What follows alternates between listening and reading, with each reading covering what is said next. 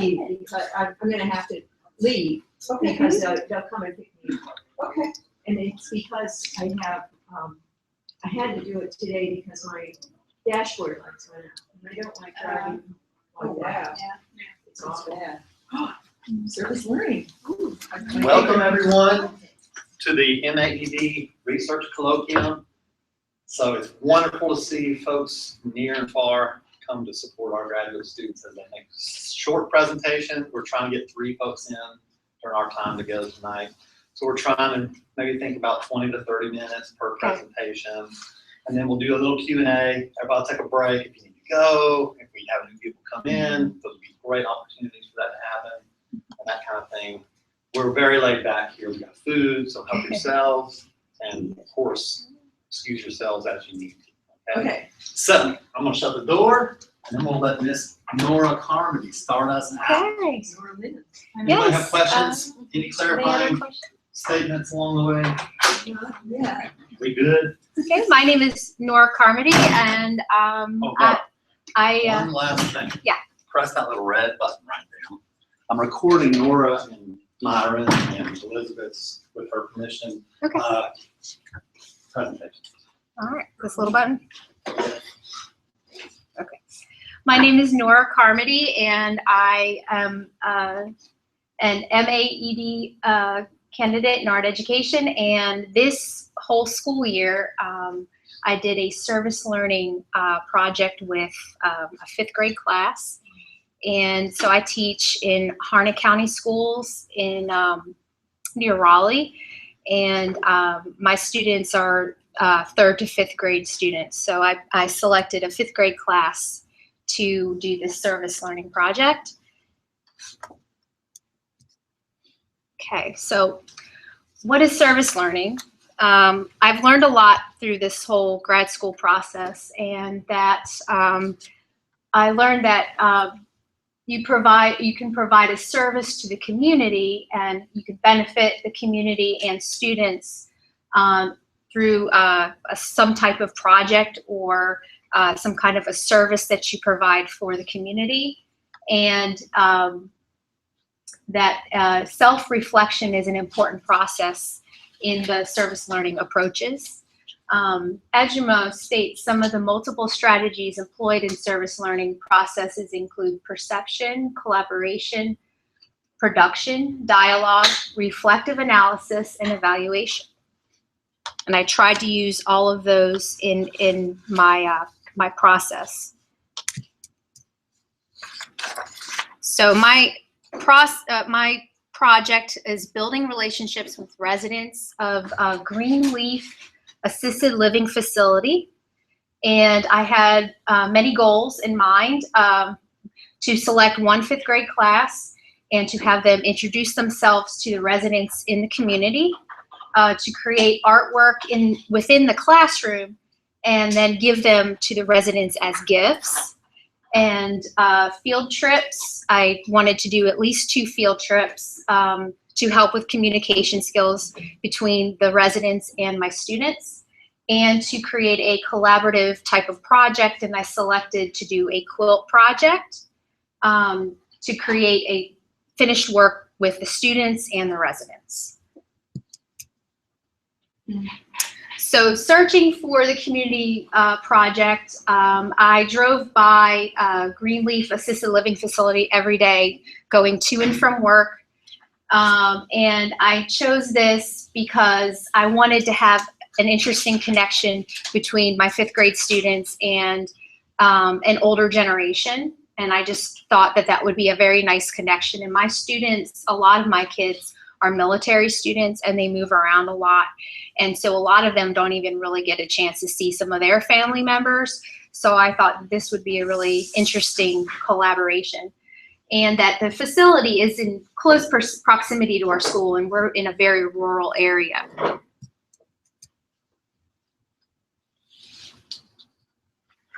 Okay, so the first step in the process was to have my students write introductory letters to the residents. And the students at first I thought would not want to do the writing, but once they realized that they were going to be talking about their interests and what they like to do, my students really got into the writing process, and my 5th grade teacher was really wonderful helping with that. And I've really learned a lot from my students by reading each of their letters about what they do outside of school. So that was a really good experience for me. And I felt that it was a really good experience for the students to actually write letters rather than use technology. I grew up always writing letters to people, so I really wanted that to be a part of it for the residents. And these are some sample, these are 2 letters that 2 of my students wrote to residents. And the one student on the left side does dance classes, and then this student on the right enjoys crafts and to be creative. And so that's just an example. And here's a letter from a resident to Paris, the student. And if you notice in the letter, she liked to do the jitterbug growing up, so that you could see this change in generation of their activities, but yet they still had similar activities. And one other thing that I really thought was good was that the activity director and I worked together so that we could pair up the students and the residents based on their activities and their interests, so that they could pair up when they meet at their first meeting. This is a pumpkin project that I did in the fall with all of my 5th grade students. And once they finished this project, I wanted them to be able to give it to them as a gift. So this I wanted so that the students could see that their artwork can be given to somebody rather than keep it, and so that you're actually giving something that you create for somebody else. So I was trying to teach them that. And within this project is a sectioned project in 4 sections and using 4 different techniques. One with stippling with marker, one with kind of a graphic black and white, kind of a Zentangle design.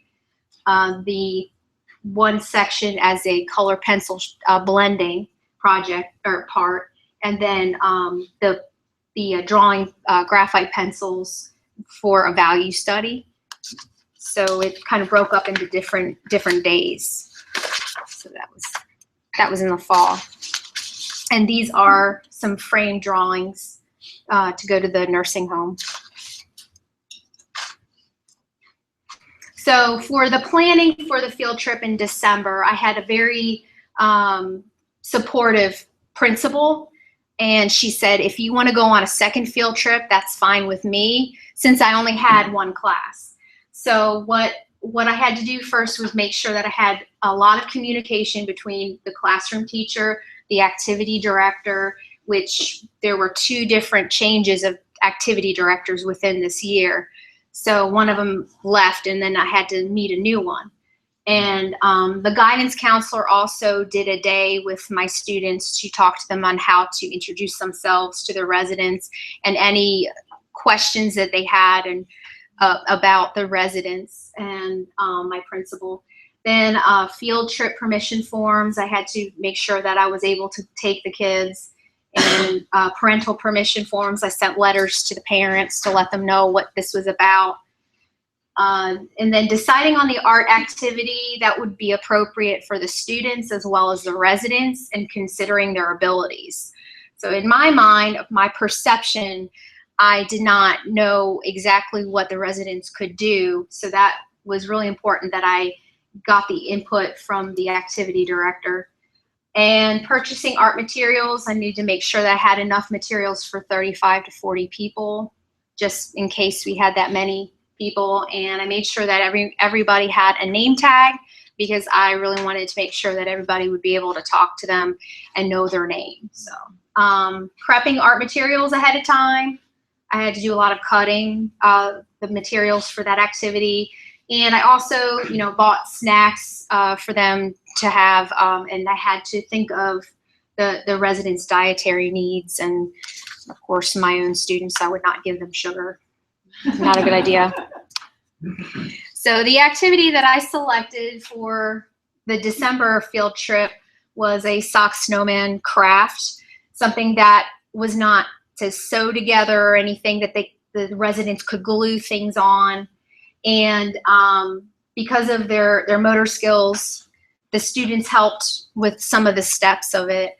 And that it had to be a winter themed activity because one of my students does not celebrate Christmas.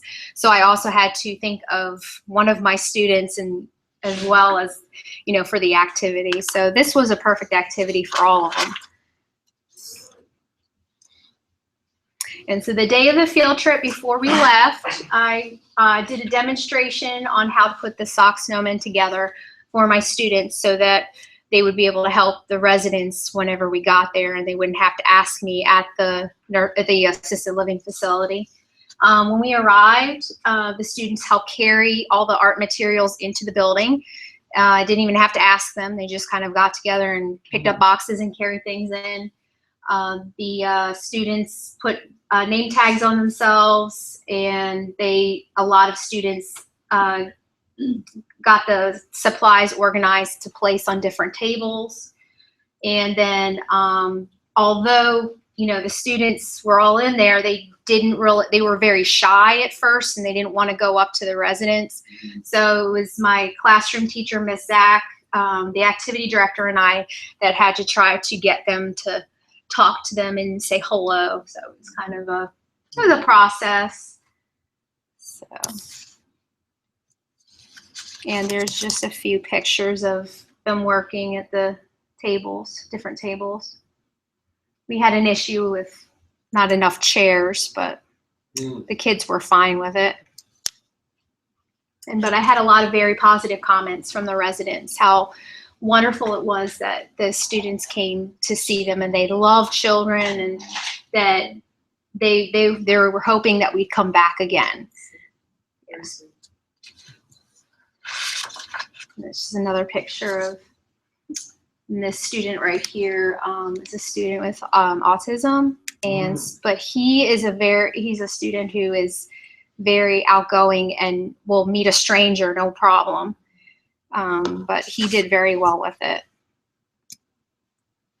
And of course, after the field trip, that following weekend when I had them in class, I wanted them to fill out a few questions for me for their self-reflections about their experiences. And the 4 questions that I asked the students was to think about their feelings about meeting their residents, what they actually felt when they first met the residents, any conversations they had, anything about the activity that they could tell me, any responses that they got out of the experience. So just 4 simple questions, and I told them there's no right or wrong answer. This is just what you feel about your experience. And a lot of them were very positive responses.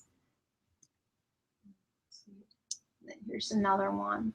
A lot of them answered on the first one, I felt very uncomfortable or scared. I didn't know what to expect. And of course, that is the perception they had.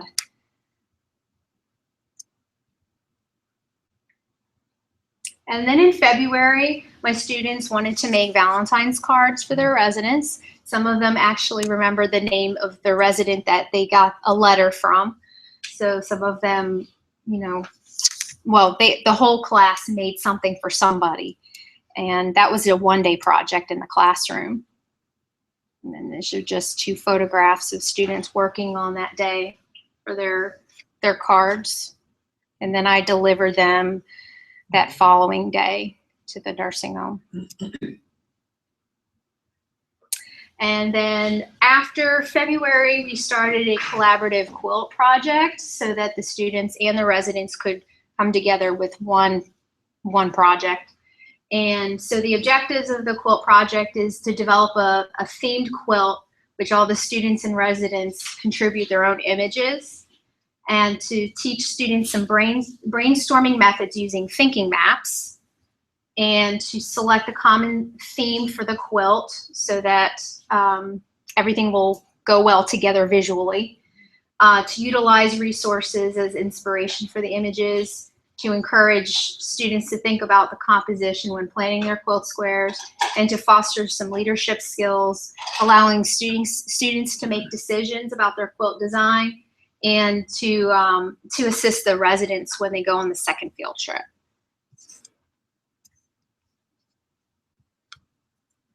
So the first day that we started working on this, we had to come up with a theme, a common theme in the classroom using a tree map on the smartboard. And so the students came up with 3 different themes, and then we kind of had to pick one that was good.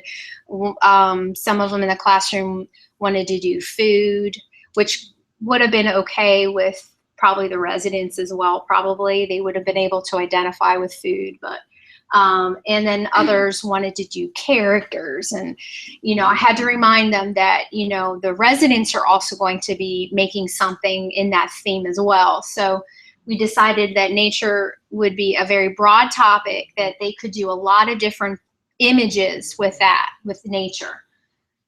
So we kind of broke things down and to come up with different words in the tree map. And then after we did that activity, we also brainstormed objects in nature so that we could break things down even further so they could start thinking about images for their quilt squares. And we did that for about 10 minutes in class. And then after we did that, the students got their art notebooks out, and I gave them some newsprint paper so that they could start coming up with images. I had plenty of calendar images. I keep a lot of calendars in the classroom so that they have landscapes and beaches and tropical scenes. And I also have handouts for animals, calendars with animals as well, and real shells for them to look at to do. So we did that for that first day. And the second and the third day, they received, once they got their idea of what object they were going to do, either, you know, feathers or fish or something like that, I gave them a 9-inch by 9-inch square, which would be about close to the same size as the quilt squares, and then gave them color pencils so that they could start doing their idea on the paper, practice paper. And that was for 2 class periods. Student working on hers.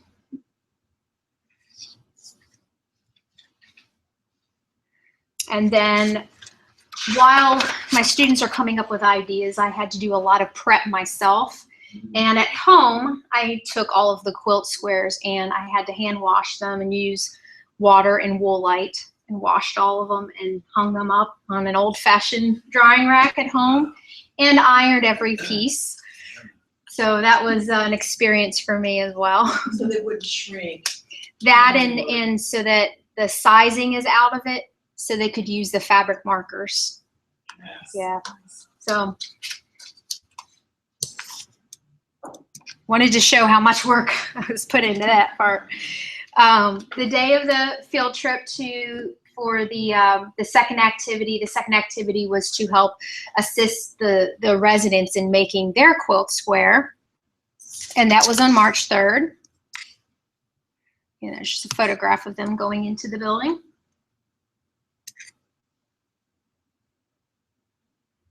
And so preparing for this field trip, I needed to make sure I had all art materials together. I had to buy two packs of fabric markers as class sets, because I wanted to make sure each table had enough colors in the containers. So all that was prepared ahead of time, made sure the fabric squares were washed, and packed art materials 2 days before. I like to do things ahead of time. So then the day before the field trip, I delivered the art materials to the assisted living facility, and I met with the director so we could go over what materials I had for the residents to use, and how we were going to go plan out the activity for that day. And so she helped set things up in the morning a little bit by putting the tables out and put supplies out.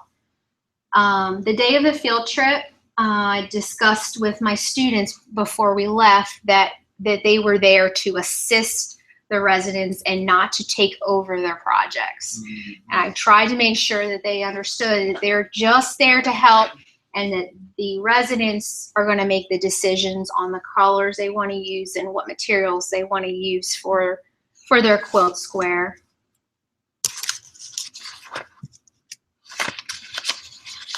So they got into small groups, which was a lot easier for them to have simple, more private conversations instead of it being in one large table.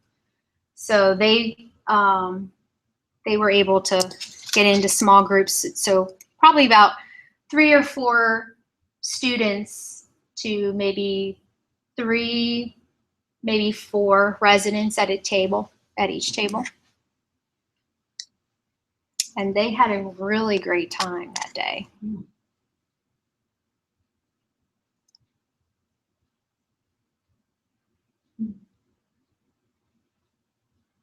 So students did a lot of helping by bringing supplies to them, asking the residents what materials they wanted to use. Not only did I have fabric markers, but I also provided liquid watercolors if they wanted to stain the fabric. And I also bought stencils for the residents. And the reason why I bought the stencils for the residents is so that they would not have a lot of anxiety.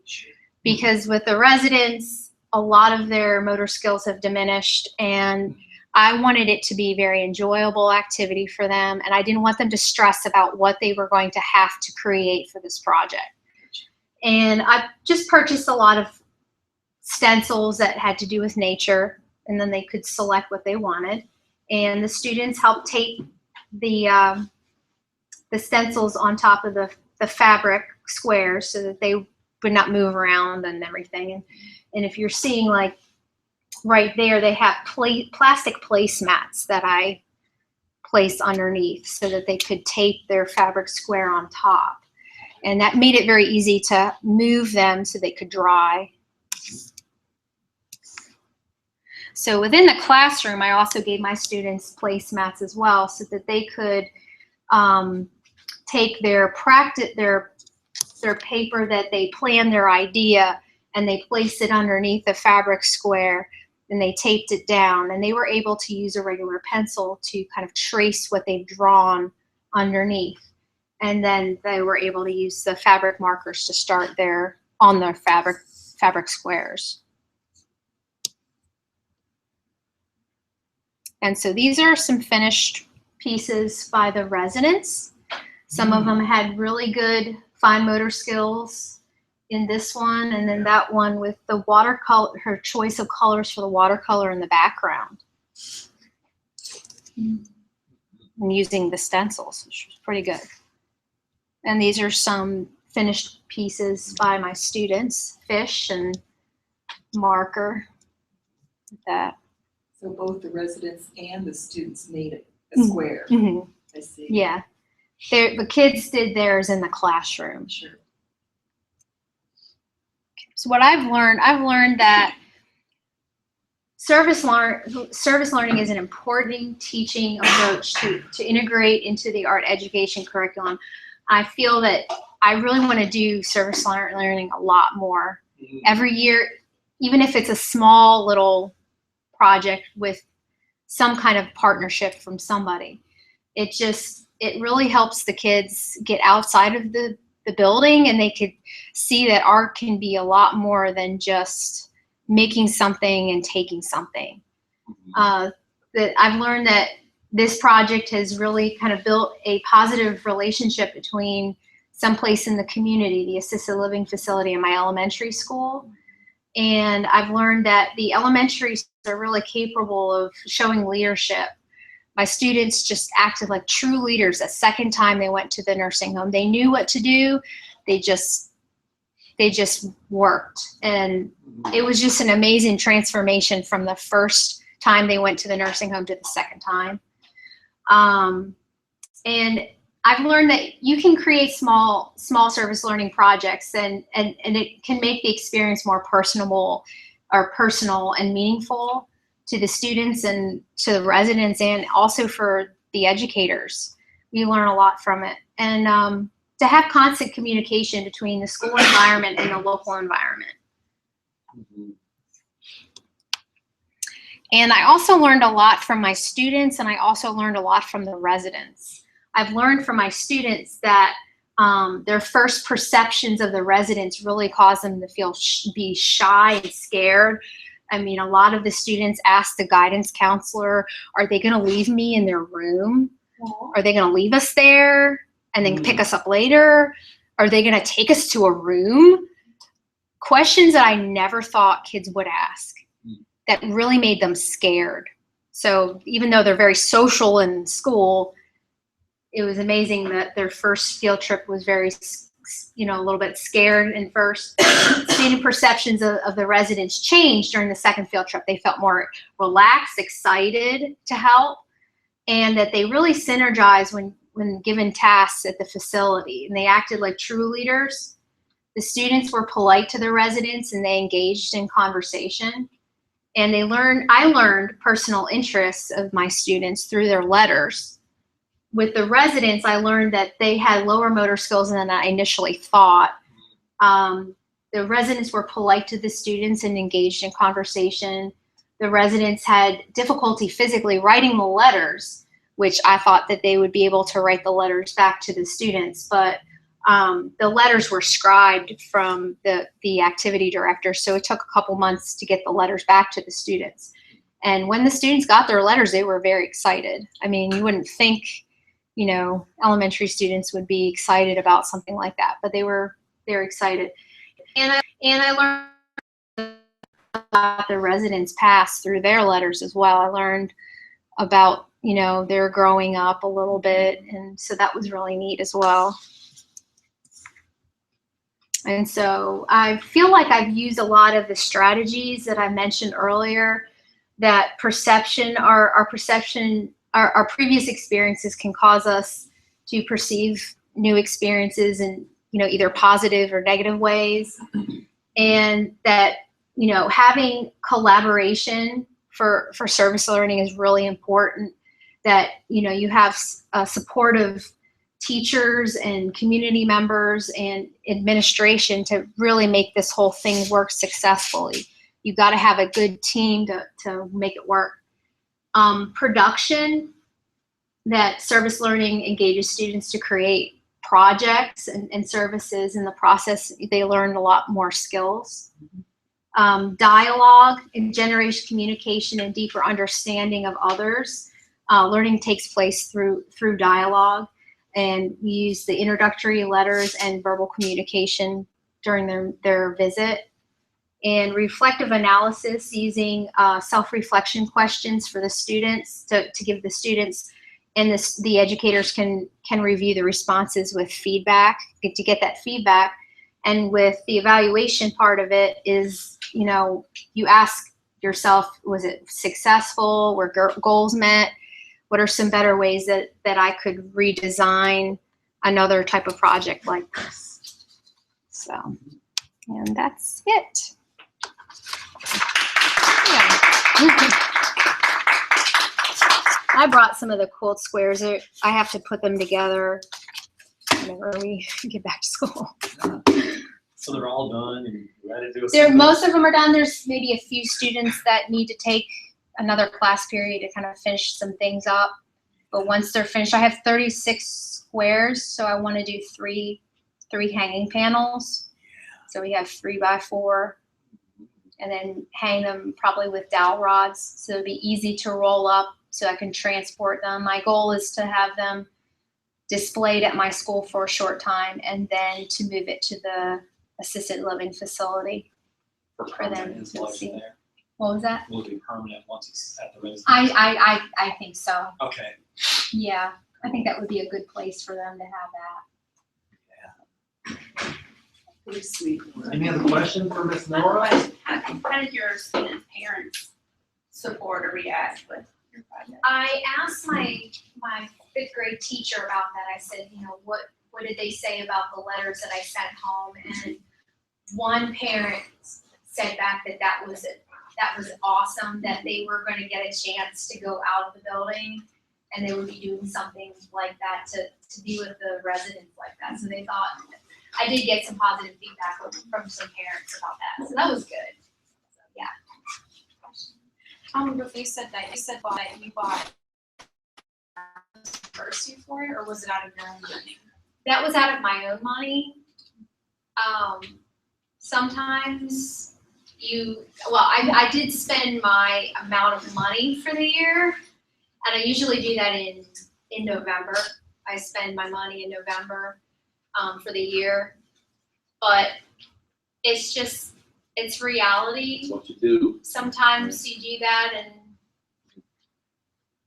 I did get. Well, I gotta say, for Harnett Off Broadway is an art and music show every year in March in our county, Harnett County, and they do give the art teacher $100. So I used some of that $100 for some of the marker sets. There we go. So I was able to get some things from that $100, but it's just, it happens. Sure, that all happens a lot. Yes. Why service learning is so popular on campus, but is it as popular in your school, or did Dr. Quinn help you get onto this idea of service learning? Why service learning? I think that I've been very enthusiastic about it through, I've listened to Dr. Song talk about her community-based art education in the previous art education conference. Yes. And so, and then I did multicultural art education paper. And then I really read a lot of studies with, doing different projects like that with the community. And I don't know, I'm so social and I just want to do things with the community, and I just think that the kids enjoy it. One other follow-up question, was the service learning concept familiar to your cohorts in the school there? Yes, and the reason why my school is a Leader in Me school, which is Franklin Covey is a program for schools. It's based off of Steve Covey's Sure. 7 Habits of Highly Effective People. Yeah. Yes. And so our school is now a lighthouse school. So my students are going through a process of learning the 7 habits to be, better leaders. Mhm. And so we try to follow the 7 habits. And then my principal wanted each grade level to do service learning as a grade level. But I'm noticing, I'm kind of watching how they're doing their service learning projects. And because it's over 100 kids, I don't feel that they're really getting that too much into it. They're collecting things, like they did a coat drive. And that's good, but there's no follow-up after that. There's no self-reflection Gotcha. part of it. Gotcha. So I feel like when I did this with a small group, I felt like it was more meaningful rather than a whole grade level doing it. So if I were to give some advice to maybe some of my teachers, I might say, why don't you break it into 2 classes, get together and do something in 2 classes together. Because I think a whole grade level, you really lose that Personal learning touch. part of it. Yeah, learning because part. they're really just gathering things. You send a letter home, please bring this in for this cause, and bring this in for this cause. And we're always bringing things in. But Nora, that is not really service learning. That's donating. Yeah, and that's another part of it too. It's like you feel like you want to have them have that outside connection. Yeah, you've got to have the two-way To- street right. there. Yeah, like you've had. Yeah, exactly. And that's why I really was like, no, I want to do it like this so Mhm. that they can get out of the building and do something for somebody. And I really think that the residents, they really appreciated it. Yeah. Outstanding. Thank you for sharing. So this is probably a good time to take a little 2.5-minute break, get set up for our next presenter. Get some more food if you want. Okay? Leave it when you leave. I have to work. So we gotta run over to the library. Yeah, I work. Thanks for coming. Yeah, let's come on over. Did you guys get Yeah, any food? You're No. resident. Okay. We're the Where undergrads. y'all go? Okay, hi, nice to meet you. That's Casey. Sue Fawcett, Susan Fawcett. Okay, you're fine. Suzette, Lady Cox Middle School. Yes, in fact, I've got So much fun, Maura. This is so much fun. Yeah. I'm Dr. Quinn has done a lot of things. Uh-huh. I'm getting ready to embark on a new phase of service learning. I brought that for the residential. Last Friday.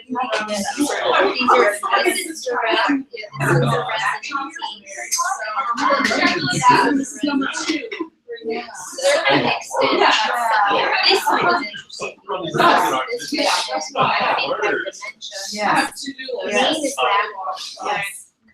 Nice to meet you. Nice to meet you. Over? Come for what? It's that strange. Oh, come see.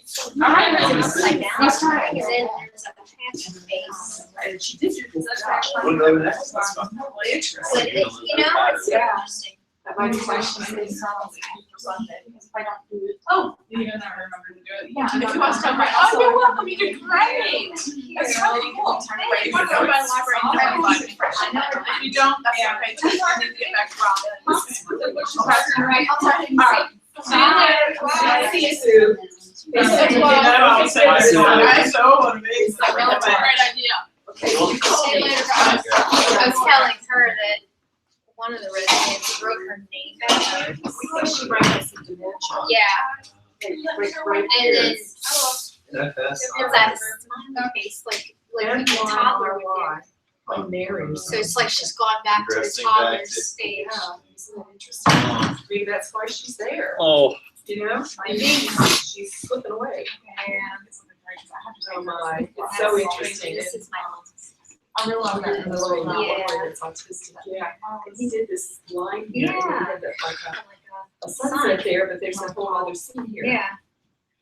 It's really interesting. so we get to sew them all together? This is Yeah. sweet. This is a sweet one. This little, the stencils here worked very well, didn't they? Yeah, for the residents. It's Yeah. much better. Yeah. You know, I'm all about making it work.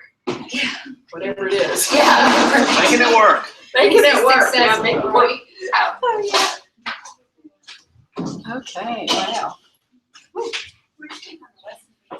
yeah, for the socks.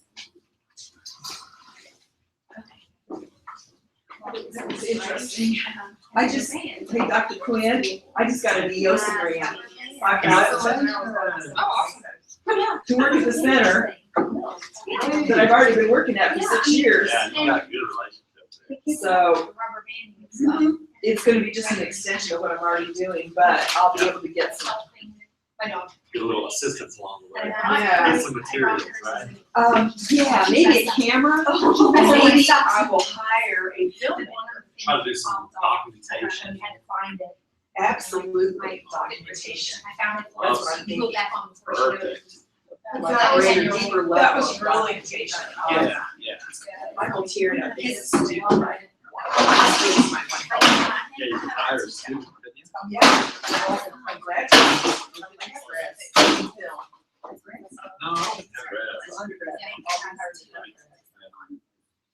After the new one too.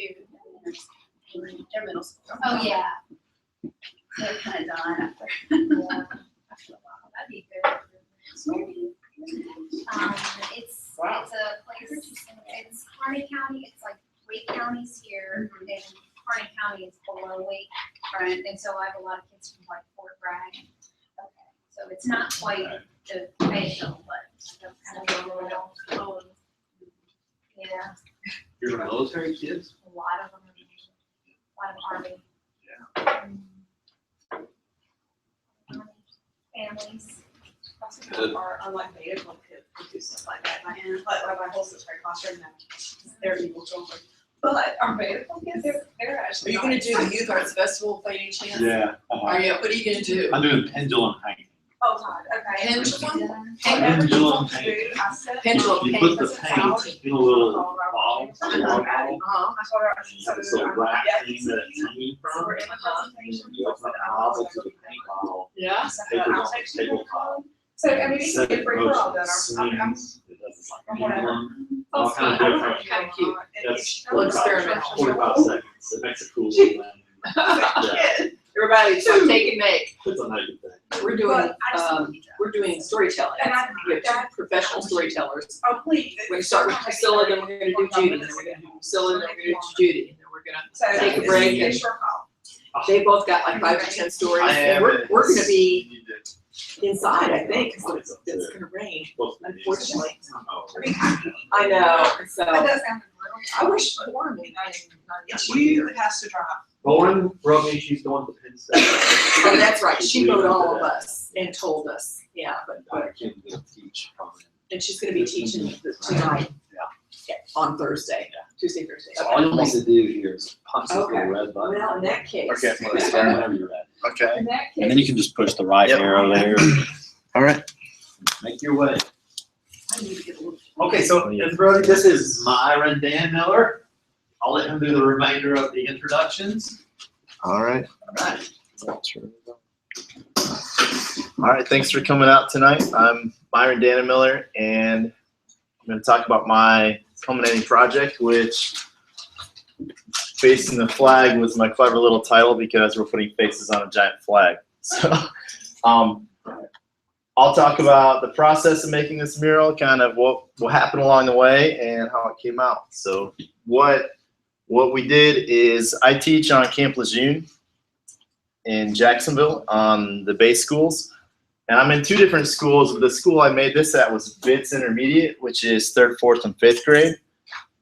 And we went about making a giant mural that we tried to involve really every student in the school for painting their own section and monochromatic in this flag that we put together. So I'm going to go about how big we. is that, Myron? That's big. It's 8 by 15 feet. Wow. It was a little bigger, and I'll talk about that as we go. But this is where it's at now. I should have got a bigger picture. It's at a T intersection, like the 3rd grade and the 4th and 5th hallway. So really anybody who comes into school now will see it. We're still in the process of getting it anchored to the wall, but that's the ceiling right there. So it's really pretty much floor to ceiling. Oh my goodness. So it was 3rd, 4th, and 5th graders that worked on this. And it really almost took us probably about a quarter. We spent almost an entire quarter on this project. Talked about the size. If you go back here, you can see it's split in panels. It's got like a 3 by 8 foot panel. That way we can actually move it around and it's not something permanently attached if we had to move it around. So each one of those faces, like life size, or each one of the figures is. Each panel is 6 by about 7, a little over 7.5 inches. So it used to be 8. So each student was given their own section to work in, and it was kind of just up to what class I needed for that color. Like my Monday classes ended up being red, Tuesdays were in the white sections. Okay. And it has 306 portraits in it right now. And nearly every student, there was a few who moved or something in between. We've got a lot of students coming and going, being a military community that, they're usually only stationed there for probably about 2 to 3 years. Sometimes they come in the middle of the school year, they're there for a few weeks and they're gone, or we've got a lot of movement within that school. But at the same time, one of the reasons that I decided to do the mural was often they come back, or even their siblings would come back, or a lot of them even go into the military and end up stationed there. And there's been a mural at one of the other schools I work at that students have come back, or that they made a tile. I'll show a picture in a minute. They made a ceramic tile on it, and then that was when they were in kindergarten. They come back as a Marine when they're 19, 20 years old to the school to see that section they make. And I thought that was a really cool continuity of You got to do an article about moving this. along. You I do. have written an article. But Oh, for what journal was that? I haven't submitted. I got to submit. Oh, yeah. and it got published. I mean. No, I haven't submitted it yet. I I have to make some changes as far as like the measurements and stuff from the see, I final, understand, but really you do need to write an article about this. Because it's such a cool idea, especially the guys coming back and seeing their mhm. earlier when they were in school. So there's just a few more detailed shots of it. You can see kind of the diversity of all the different portraits, and I gave them a lot of freedom in their design. Yeah. We started out. I started out showing them the very basics of portraiture drawings. A lot of students don't like to draw portraits. I didn't like to draw portraits when I started this. It was something I hadn't done in, since my undergrad, really. So how do we go about getting them to be confident with drawing a portrait and then learning where they can take that? Took kind of a long time. So some are they're influenced by their culture too. What's interesting to them might not always make sense to us, but it'll make sense to the other students who see it as well, which can be kind of Like interesting. just that top three on the upper right hand corner, one's a box. Mhm. And the third one's a box. And the first one's kind of like anime or something. Yeah, we got anime. That one's kind of cartoonish. That's Yeah. by Minecraft. Yeah. Inspired. They're so much fun. Another Minecraft one, another anime. It's weird because we didn't put names on the front, but even classroom teachers who were able to come through and they could pick out a lot of their students without even knowing, without me telling them who they were. So that was kind of the. Is this second, third, or fourth grade? It's third, fourth, and fifth. They're all mixed together. There's really no Okay. order. I just kind of shuffled them all together when I glued it together. So why do we make a mural? One of the main reasons I thought is to show off our art program. A lot of the time, the rest of the school or rest of the community doesn't know what we're doing in our room. They just complain that we're making a big mess and getting paints in the sink and my floor's a mess and all that. So, I wanted something we could show off in the school, and there's a lot of spaces in there that we could put it in. It doesn't happen a lot. It hasn't happened a lot in the last few years because I've been recently split where I'm traveling between schools and bouncing around. And schedule's pretty hectic. So that's something I really wanted to do, is to make a nice giant work of art that we could show off what the students can do at school. We take it out of the classroom also. I didn't really know where it would be displayed when we started it, and it ended up being in the school, but this is another one, like a bottle cap mural I did with some of my students at the smaller school I worked at a few years ago that they really enjoyed, that has been on display for the last 4 years, I think. And this is just a small picture of that clay tile mural. It's around the auditorium. I don't really like how it's done, but regardless of what my opinion is, this is the one that students or adults are coming back that were students at the school and being able to pick out the tile they made, and really excited about that. But it lasts a long time. Tile lasts a long time. this school is being torn down. Oh, no. Maybe December. We're building a new school behind it, but Will they tear down that mural? I think they have to, the way it's attached. Oh. So that was one of my reasonings for making my mural, on panels and mobile, that we didn't have to have it as a permanent installation. So also, that's something I've been kind of finding out as we go, is that it's a great tool to generate discussion among the students as far as talking about different styles of art or choices why they did what they did, or even a critique. While I had it in my classroom while it was being assembled, it was almost impossible to get anything done as they came in because they were so excited about the mural and talking about, which is really cool. We turned into a discussion, but they don't often get to see their work compared with others or their peers, or on display with everybody and kind of showing what they can do. So coming up with a theme, I didn't quite know where I wanted to go with the theme for the mural. We knew we wanted to make a mural, but the flag idea was kind of bounced around for a while, and choose something that's appropriate for your environment. Being from a military school, flag is kind of, it's something you might think of first, but to me it also is something that's kind of overdone quite a bit, especially you know, you see red, white, and blue all over the place, especially with like election season and all that. And after 9/11, everywhere you look is red, white, and blue, the flag. All right, you just kind of walk by it. But what does it mean to the children who are working in it? What does it mean to the community? You know, what does it represent? So that was kind of some of my thought process when we were coming up with it. So using it with the faces of the students in there was kind of showing to them that they're all a part of that military community, and that, you know, they're not really different than other students who might not be military kids, but kind of have their own unique niche they fit in, because they're all traveling all over the place all the time. You know, they're always going to Japan, they could be going to California, Hawaii. Every few years they're traveling all over the world, that they're always still part of that community, because a lot of the time they'll even come back to places they were at. And part of that, you know, my reasoning, that's from, I'm also in the National Guard, so, you know, when we're in the uniform, we're wearing that flag. What does that mean to us? So that was, I went to Moldova last May to work with the Moldovan military, and it was kind of, you know, different seeing what that symbol meant. You know, to some of them, it was, they were really excited they were working with Americans. Others in that country, maybe not so much, but it's still a symbol that represents us, and it's what we make of it with, you know, I don't know where I'm going with that. I'd have to look in my article.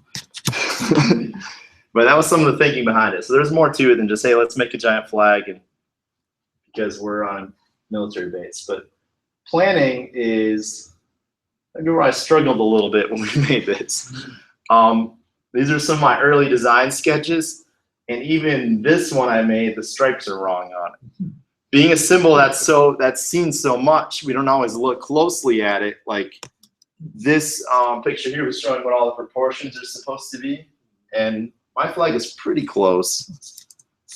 But you know, how are you going to make that fit with the panels? How are the stars going to work? How are the sections? Like this should actually, the blue field should actually come down one more. But all that little things being off will cause a lot of extra headache when you're trying to actually cut the wood, put things together, and get it on display.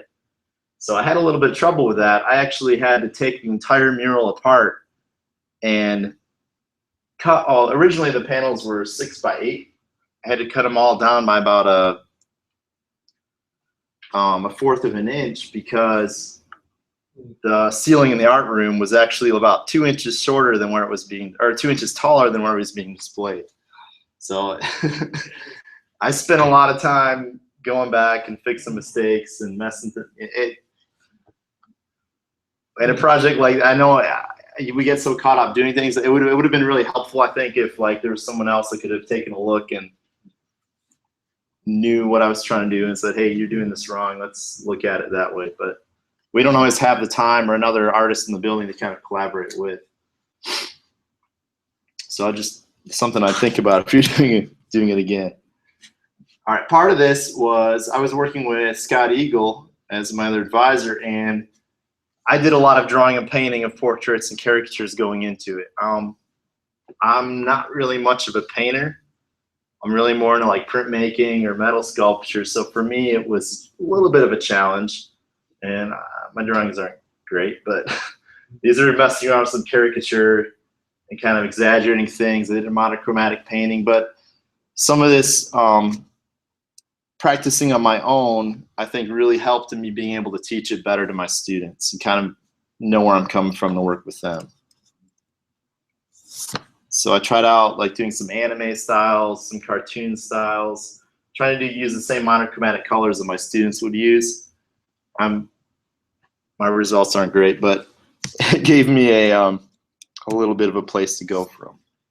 So after I experimented myself some, I needed to get into teaching my students how to draw a portrait, which probably some of you experienced before can be a little challenging with your kids. So the first, I really spent an entire class where we'll break out mirrors, I get out rulers, and we just look at the face, and we spend an entire day just on realistic portrait drawing, kind of just that standard, excuse me, shape. I'll go back, like this kind of thing. which some of you guys have probably done before, where you make an oval, you split it in half, you put the line down the middle. Of course, nobody believes you that your eyes are actually in the middle, so I'll take a ruler, a yardstick up to the kids' faces and make them measure each other. And they'll figure out like a little bit about proportions. They're not trying to be perfect. Yeah, that the hair actually comes down. Yep. That's another big one. The hair comes down your head a little bit, so you don't have just a couple strands of hair sticking out of an oval. Just getting them confident that they can make a portrait drawing, maybe not entirely worrying if it looks exactly like them, but giving them a little bit of confidence. So all my kids have a sketchbook in my classes, so they would do a drawing or two in there. And after they get a little comfortable with that, we'll go into the next class. We worked on like exploring some other styles of portraiture. And we looked at caricature, where you're taking features and exaggerating them, or a lot of that's changing maybe the head shape. And there's some really interesting things you can do with that, where you're almost making a person look more like them than a realistic drawing. And I had a lot of fun with kind of exploring that a little bit. So changing the head size, maybe looking at anime was a big thing for a lot of my students. They like that style. Looking at things from like Minecraft or video games or a pixelated version, cartoon drawing, and kind of letting the students explore maybe where their interests were at, some of those other directions. So once we had a few drawings done, the next step was that they had to kind of figure out which one they wanted to use for painting. It was just a few sketches. I messed around with some ink wash with different head shapes. But really the big thing was just having fun with your art. A lot of the time I think we take it too seriously, and I know elementary students really feel like they have to make every drawing the most perfect drawing they've ever seen, and get really upset if they don't like how it comes out. Just burn up all my erasers trying to fix everything. So it was just getting them to loosen up, and that's something I think I went through myself when I was trying it out myself, was starting to have fun with it again with doing portraits. So once we got through that, like I think they really started to actually enjoy. They wanted to keep drawing portraits. They didn't really want to get to the painting. But when we talked about some of the common mistakes with the hair, the neck being too small, the eyes being too high, things like that, which you may use some of those things in caricature or cartoon drawing, but if you have an understanding of like where they should be or what proportions should look like, you can play around with that and adjust. There's a few drawings a few early drawings. Some of these are actually, that's first grade. Top two are actually these three. I messed around with some of this with some of my lower elementary students as well, that they didn't paint portraits for the flag. But.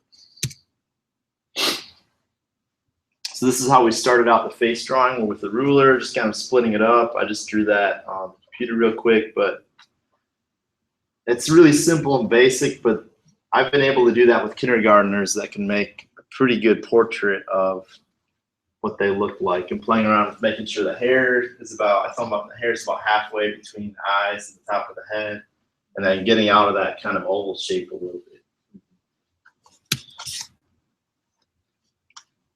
So here's a few examples of some of our drawings that were done after probably the third class of working on it.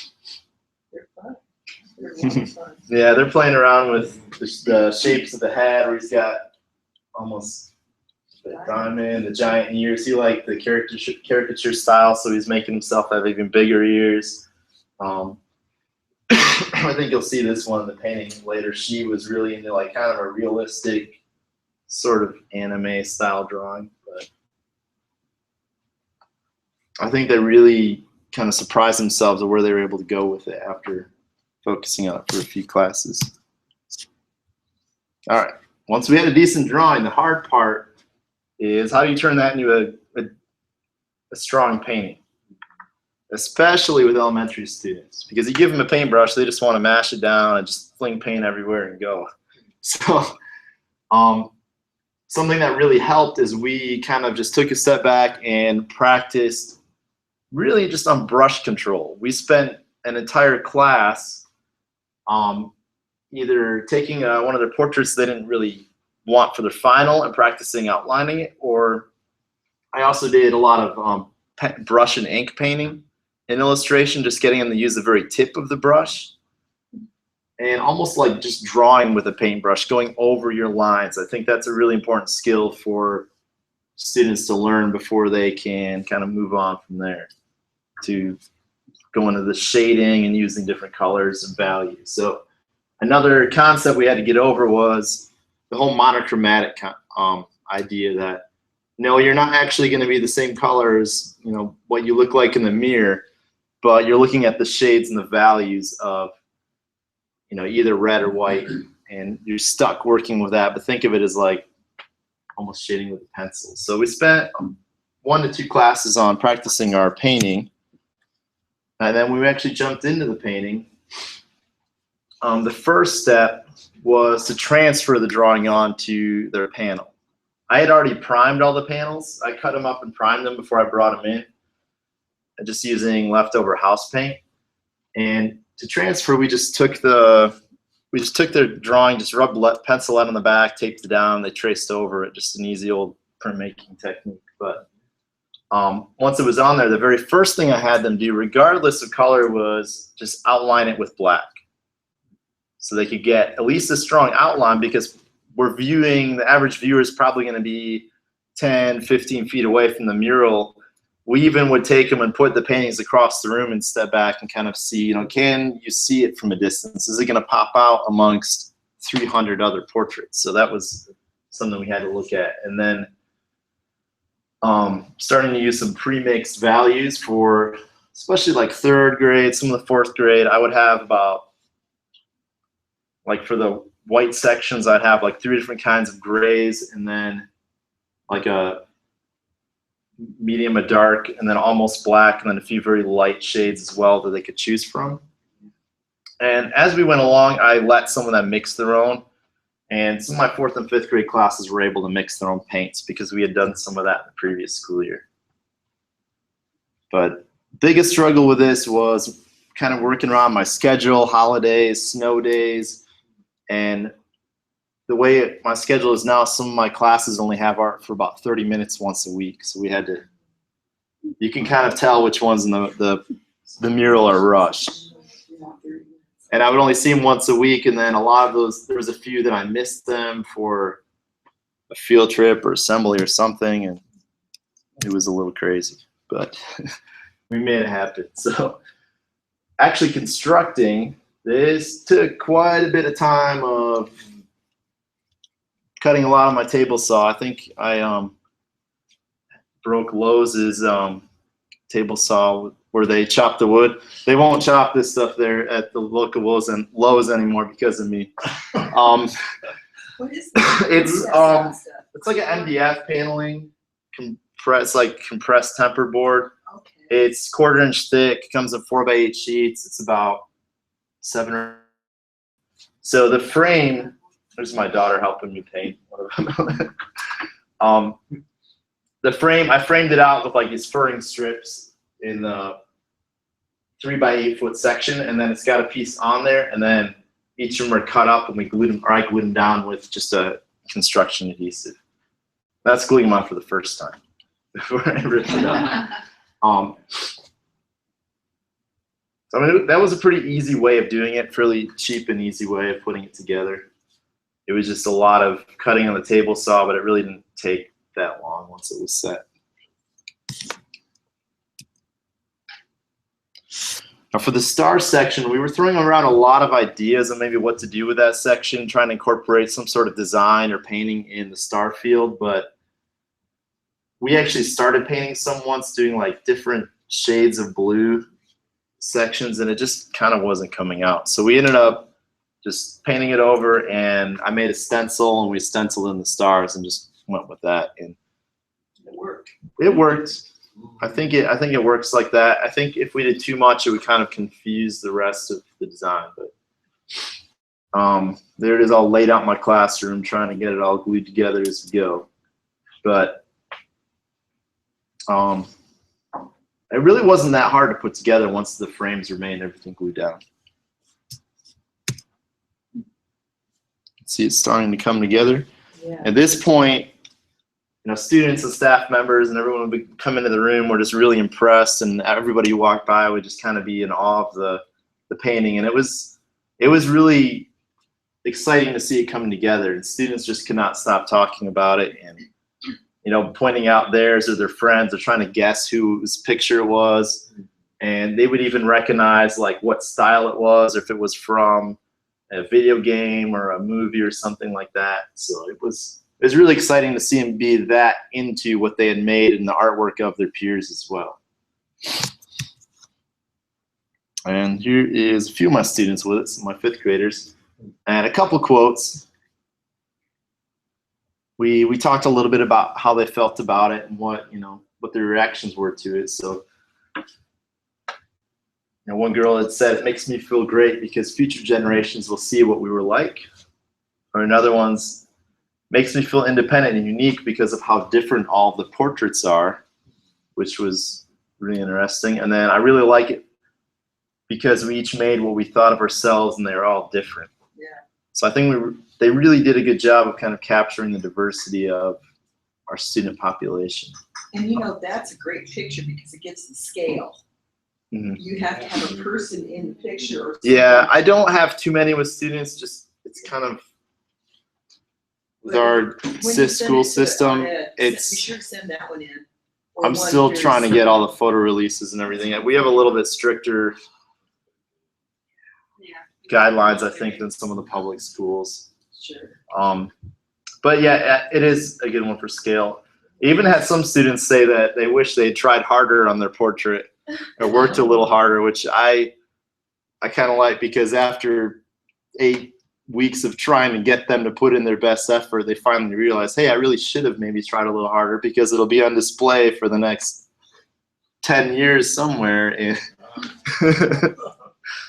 And there's so many levels of expertise there. So they could look at one next to them or one down the way and see that they've really got a lot more skill.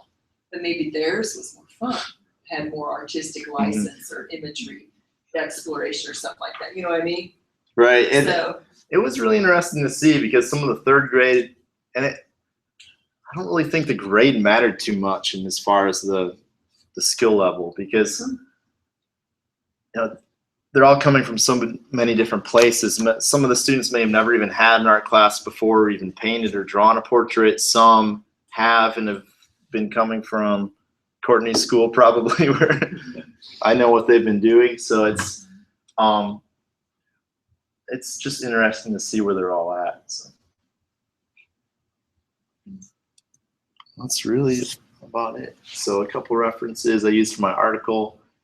I would really recommend this video if you have any interest in caricature. It's by John Cash, and he does it's about him doing a caricature on Conan O'Brien. And it's just really kind of thought-provoking, seeing how much goes into it. You wouldn't believe how much effort actually goes into creating that drawing. He even makes a clay model of his head. He spends like weeks making drawings, and it gives you a different perspective on it, because it's almost more like you're making the drawing look more like that person you're doing a caricature of than if you were just going to draw a realistic drawing, because you're including like their personality and a little bit more about them. So that's a good one. So that's all I have.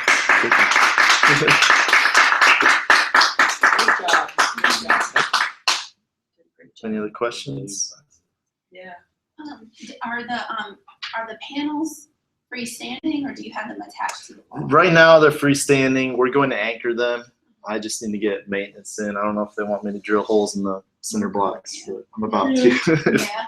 I think the size is just impressive. And I wish I'd included a shot of all the way. The hallway goes on for probably about 500 feet the other way. From all the way down there, you can see it. I need to get some more pictures. And me being in military school too, I know how hard it is when you've got kids moving in and out all the time. So it's, I would say probably at least different. 10 to 15 of the students who have portraits in there have left since then. Yeah. Wow. Probably more. Do you get more at either place? Or do My you- God. Usually, sometimes it can take. I mean, we have a New one's in. kind of a constant influx. We've gone down a little bit in the last few years because I think more are living off base. They have to live on post to go to the school. So if they move off, they'll go to a regular county school. But I like the size of this project though. It, took a long time. It was ambitious, a lot of work. Maybe a little too.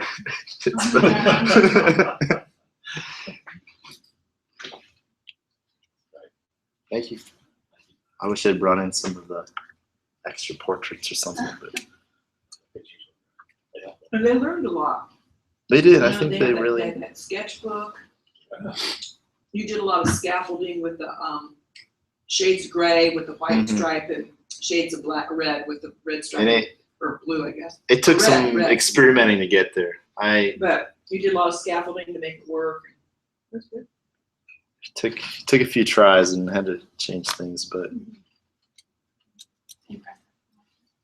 thank you. These always take a lot more work than you Yeah. usually Imagine. I know when you said just take it apart, I was like, oh, I'm so sorry. It really wasn't as bad as I thought it would be. I just didn't. But the moment you realized you had to do it, I bet that was a sinking. Well, I don't even remember how it worked, but I had to add an extension panel on top at one point because I think I had I'd messed up my calculations like with the 8-inch panel, so all the stripes wouldn't fit in 8 feet, and I had to add another one. And then I ended up taking that one off and cutting them all down a little bit to make them all fit. My whole backyard is just full of sawdust, right? Pretty much. Pirates. Oh. Over at the stadium. Well, when they were taking it over there to install it, Too many they turns. took it on a big truck, and they couldn't get underneath the where the railroad Oh, train thing. Oh, They had no. to let the air out of the tires and lower it No. so they could get underneath it to get PD, whatever. Over there, because they couldn't get it over there. Because they get there and it's like right there, and they had to take the air out of the Now, tires. is that Connor and Jody? Yeah, Wow. I didn't know if you knew that story. Yeah. Knew about that. The ceiling is just like this. I didn't Yeah. realize if you like go out the door of my room, the hallways are like It's not about like that we much did. shorter. Just a little bit. And Oh. it just didn't get enough clearance to go up. My classroom's that way. At 2 level. So 2-minute break, yes? Yes. Okay, and then we'll Yes. hear from our last presenter. Everyone's doing a great job. Yeah, it's fun. I love to see these Can I get it set presentations. up? Absolutely. You're welcome to bring that flash drive up here. Yes. The mall called me when I was a student. I was a senior. They called me and asked me if I could do the back of Santa's Village. Well, the back of Santa's Village. Slip it right in there. Okay. Here's your USB And port. yeah. You use a Mac? No. Okay. They Flip were it. always- See, no. they're gonna give you I think you were right the first Oh, time, okay. actually. No. I didn't have it in there right. All right. So in the Mac world, we have this little thing, the Happy Face Finder down here. And I had to And then you design can the see your whole- medias there. You can just pick off whichever one of those you want. Entice my studio to help me. She got 25, I got 25. That was the hardest $25. Is that it? So were you a painter? Or- Yes. Yeah. You can just double click. I was painters Did like. it work? I just have the hardest time. There it There we is. go. All right. Okay. Painting. Let me Cool. just- I mean, And I'm then, just, well, when you're ready, Yeah, we'll, it's hard. yeah. oh, and we can go. I've been doing a lot Push of go. painting. Okay. And then you'll have this little, if you don't mind, And The microphone. video recording that you do and all that. Okay. Future generation. Okay. You may Okay. show them what a good presentation looks like. Okay. And then, you just press this There was little red one button that Okay. just one time When it starts when you're talking. ready. Okay. Mhm. All right. And that little thing back there will capture you. Never heard of that. Never. Anything else? I'm good. Cool. Never heard of Yeah, that. I have, but I might be, I've heard. These chips are good. I think so. I don't know, I tried it like. I did. I'm just glad I got it. I guess I have to try it again. You have a line. You did? Not, it's just mashing it down. They donated it? Did you say donated? Pains. I probably won't do much painting the rest of the school year because I had so much. I bet you did, you had a lot this year. I think they really learned a lot, those kids. The floor in the art room at that school is like, they put in like these really heavily textured tiles. And it's the worst thing ever because you can't get paint off of it. And you wonder why they would do that. Heavily textured tile on the floor? Yeah, Don't you it's like wonder? ceramic tile that's like, really, it's like stone like textured. It's horrible, and they put wax over it, or they put a sealant on it. They tried to strip it like it was wax and just made it sticky. Oh my God. So it just stuff sticks to the floor and. Well, your people didn't store them. My custodian one year wanted me to take down paper every day to avoid getting anything on the floors. What? Take down paper every day. Put it on the table. Yeah, imagine that hand sanitizer gets on those floors. I had a student mop before spring break last week. He was helping, and I noticed he would squeeze out we had the foam wash, and he was squeezing it out and cleaning the floor for me with that, and it sud everywhere. Could you send me the reference to your 30 Certainly, Yeah. yes, I'll have mine. Oh, yeah, I will, You can send me a whole or you can just send. I will, yeah. Okay. Probably not put it on the MAED website too. Okay, that's fine. We can. Yeah. Put all I'm kinds. starting to collect Resources references for my own Okay. service learning project. Good. Yes. I got that EOSA grant. Awesome. EOSA means Engagement and Outreach Scholar. We're gonna have Fun. fun. A couple of years ago, Uh-huh. 2 or 3. Yeah, it was 2012. Did you get your call? And I just got one for the Wow. next 2 years. Congratulations. For a bunch of people, and it's probably fun. Yeah. Oh, it's Yeah, very educational. very educational. Okay, I Did you have a good time in Chicago? Yes. I Yeah, saw a great couple conference. pictures. Yeah, that's. That's my home. recall. Was it? Illinois, Central They told Illinois, me is to not go this, out. but Chicago is north.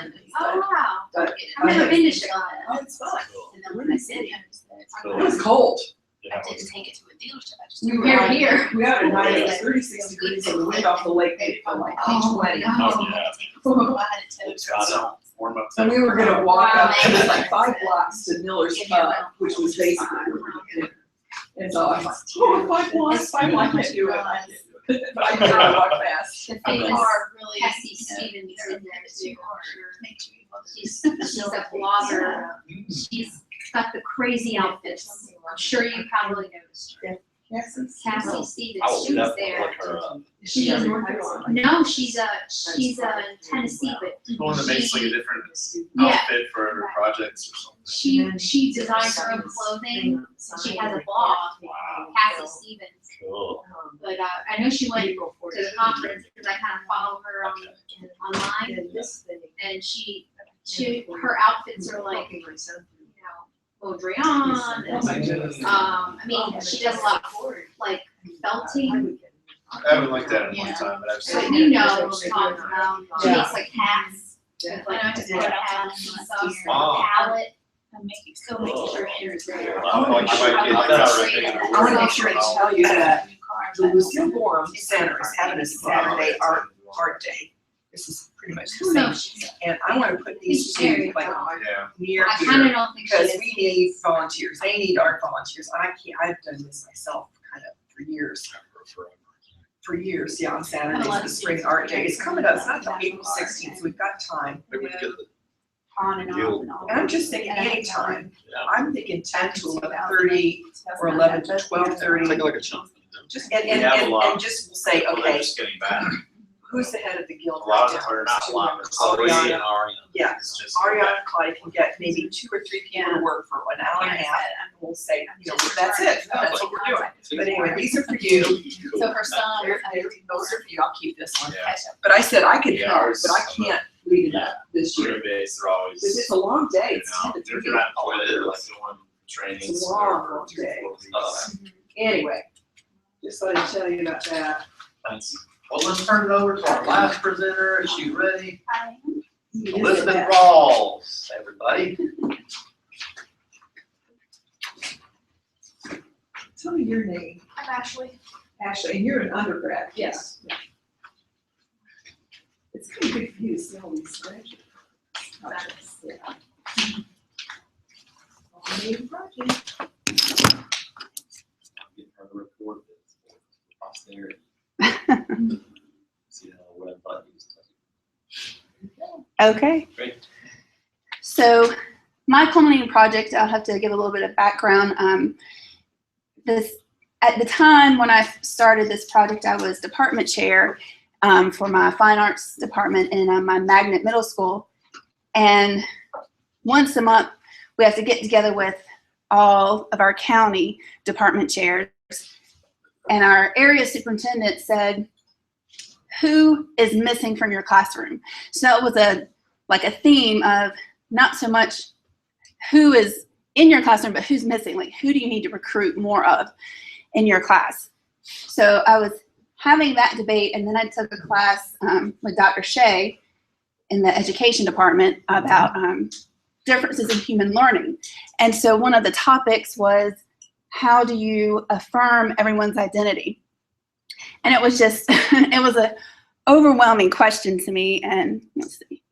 So to me, it was like, how do you mix oil and water? Like, how can I affirm everything that's different in my school? How can I affirm every single diverse person? And how can I reach every person in my school, as my superintendent was asking me to do, my area superintendent? So my project came about from analyzing things that I observed and problems that I faced as I was hearing it. And my perceptions, I realized if people didn't teach what I taught, they didn't understand why I was seeing this as a huge problem. So whenever I would hear something like, what can you do for your school? I would go through this list. This is the list of just a few diverse students that we have. So we have students who are academically gifted, academically and intellectually gifted, gifted and talented, learning disabled, LEP is learning or limited English proficiency. We have students who are behaviorally and emotionally disabled. And these are all separate departments within our school. And then we have a special ed department. And we also have, it's called AU1, AU2. And we're supposed to call it that, but the translation, it's for students who have autism spectrum disorder. So we have 2 self-contained classes. I have students living in poverty. I have students living in extreme wealth. I have students with illnesses. I had one who was diagnosed with cancer, 2 that were hit by a car, not at the same time, 2 who were shot. So I just have a wealth of different things. The other issue that I would face in my school, because it just is so diverse, that we have big social culture. We have students and their background. We have teachers and their backgrounds. Then we have the parents, and then we have the surrounding community. Just to get a little bit more specific, when this first came about, our school was, we had 1,241, and then we were downsized. The county made an effort to downsize, and so now this year we're 1091. Out of that big group, I teach about 468. I teach, my electives are 9 weeks long, so every 9 weeks I rotate and have a different group of kids. 18 students participate in Backpack Buddies, which is a program. Students take home a backpack full of food on a weekend, so they are guaranteed to have some kind of food. Whether they go to a home or not, I'm not sure. Our social worker who is in our campus told me we have approximately 25 students who are displaced or homeless. We have the AU1, AU2 department, and ESL department, studentified, I already said that, the AG, AIG, and GT. I don't have information for a free and reduced lunch. I'm not privy to that. I can't access that. I can't just go up to his kid and ask them. I can't go up to our cafeteria manager. I can ask from our leadership team, but they have not calculated that information for this school year yet. But when I was on a leadership committee, my second year at this school, we were 48% free and reduced lunch. So again, back to that same question, is how are students able to see their identity reflected in a diverse environment?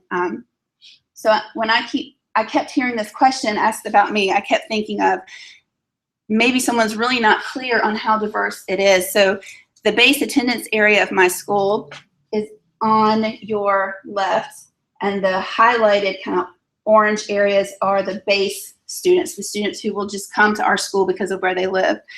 My school is, let's see if I can show you. It's actually right like in here. So the base is not even, the majority of students are not even located close by.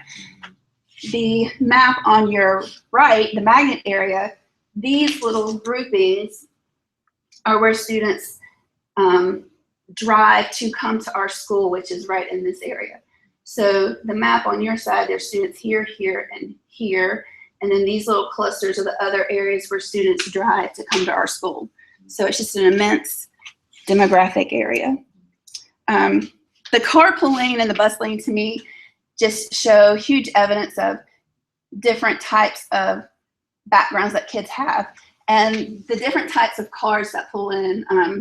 I have carpool duty, and this is about at 2:15. We release at 2:20, and I was free one day to go out here and take pictures.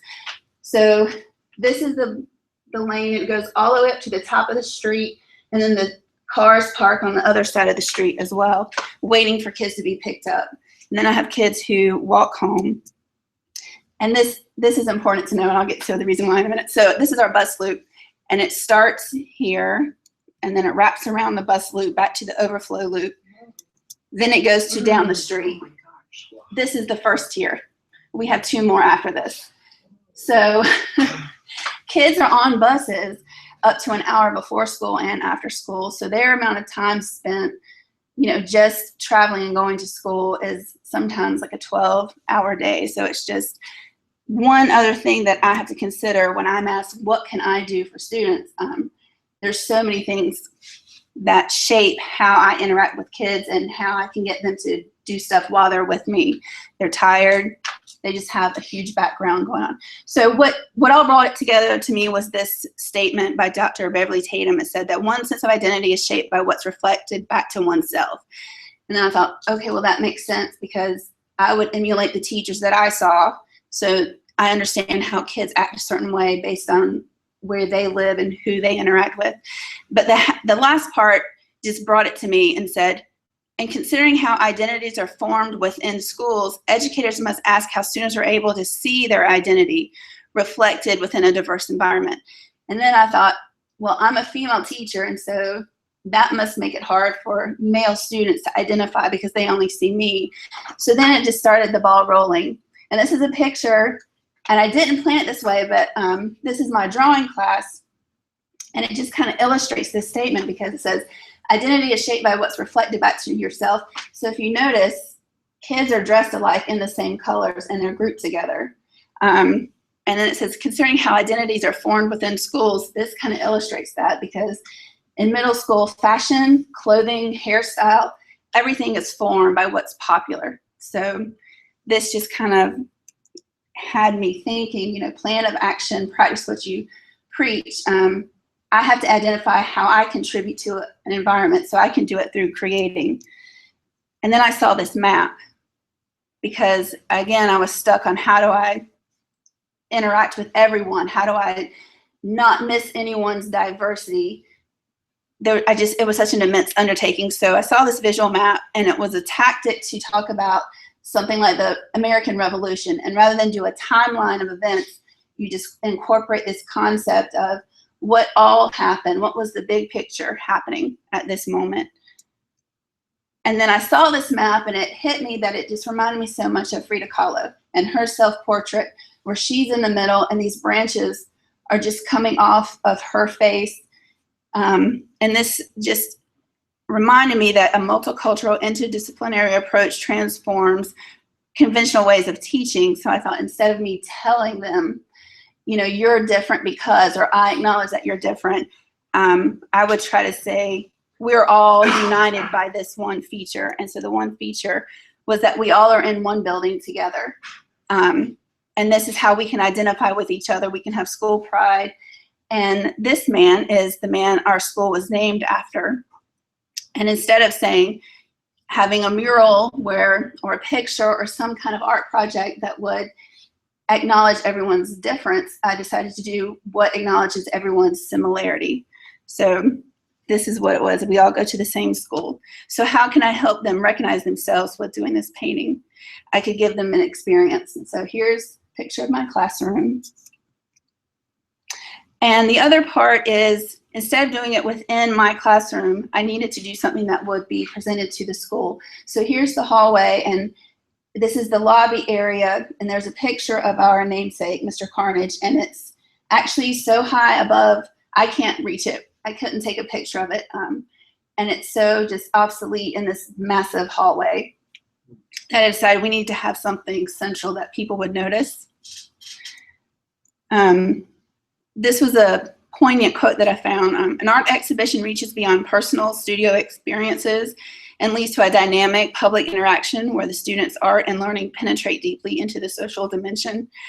So I decided that we needed to have something, again, out in the open, that kids could say, I was a part of this, and that it wouldn't be permanent, but it would be something that rotates, so future students could say, I can have a part of this also.